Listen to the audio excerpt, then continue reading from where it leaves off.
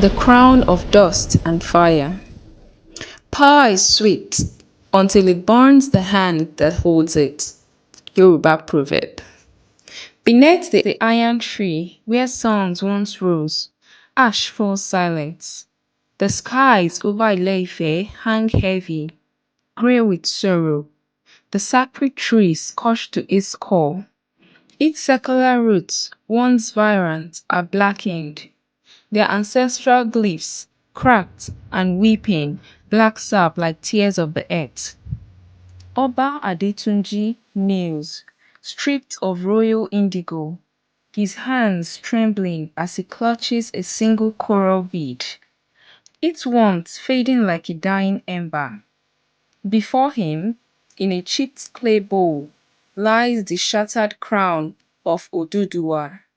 Coral beads scattered like spilled blood, sacred ore smoking faintly, whispering of betrayal. To his right stands Iyabo, huntress, her staff flickering with dying light, her eyes fierce but shadowed by grief. A wooden bed charm glinting at her neck, worn smooth by years of touch.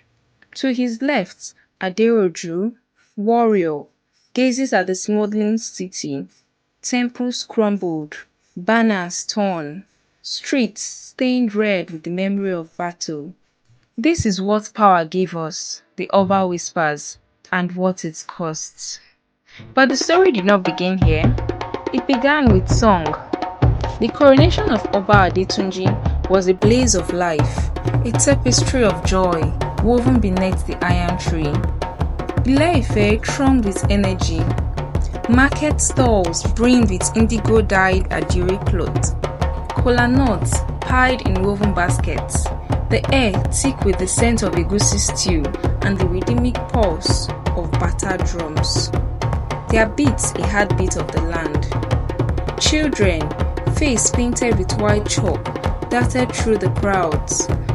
Elders, draped in white, chanted praises to Olodumare, their voices rolling like thunder across the palace walls, invoking ancestors whose spirits danced in the breeze. The crown of Oduduwa was lifted from its velvet cushion as High Priest Babalola placed it on Adetunji's head. A whisper slithered through his mind, stirring his father's warning from years ago. The crown binds us to wisdom and to ruin. Adetunji's chest tightened, but he forced a smile for his people. The crowd roared, a wave of adoration crashing over the square. Years ago, under a full moon, Aderoju had carved a wooden bed charm for Yabo. He pressed it into her hand, voice low, asking her to run away with him, to leave Ile-Ife's burdens behind. She had said no, fear tightening her throat, not of him, but of losing herself. He stayed. They never spoke of it again, but the charm hung at her neck, a silent stater. For a heartbeat, the sky dimmed, as if a cloud had swallowed the sun. A girl in the crowd, Moreni Keji, mute since birth, locked eyes with the crown, whispering a single word, Orisha. From the crowd's edge, a cloaked figure watched, glinting with something ancient, something hungry. Adetunji shook off the chill, raising his staff to signal the feasts. Drums thundered anew. That night, as stars blanketed the sky, a scream pierced the palace.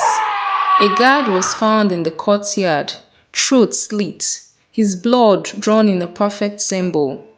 Babalola, summoned from his prayers, paled as he knelt beside the body.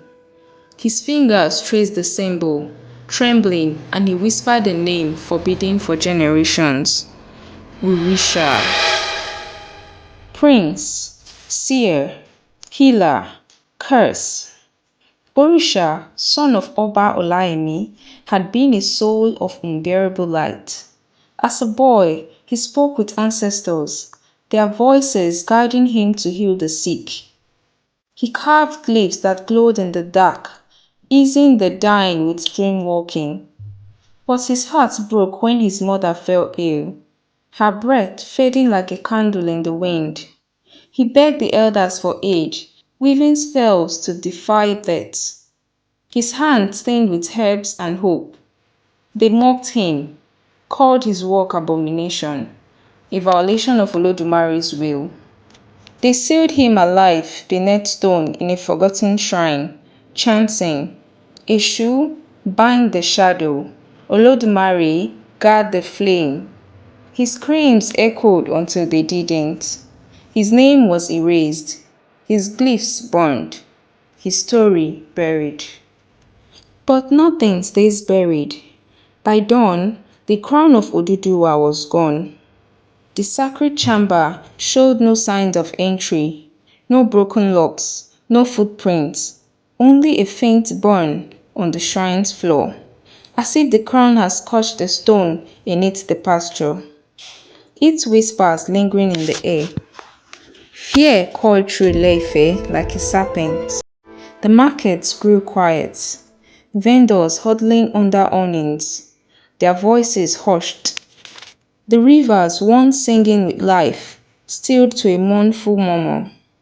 Mothers clutched their children, whispering prayers, their lips cracked from dread. Morenikeji, the mute girl, stood in the square, her eyes locked on the iron tree. That night, she dreamt, and her voice, unheard since birth, thundered in accident tongues. Speaking of betrayal, stone prisons, and a prince whose pain poisoned time itself. A market stall caught fire in the shape of two serpents, its flames unquenchable until Babalola doused it with sacred water. Adetunde stood in the palace, his hand gripping the edge of a wooden table carved with ancestral faces. The crown's absence was a wound, a crack in the heart of Ile-Ife.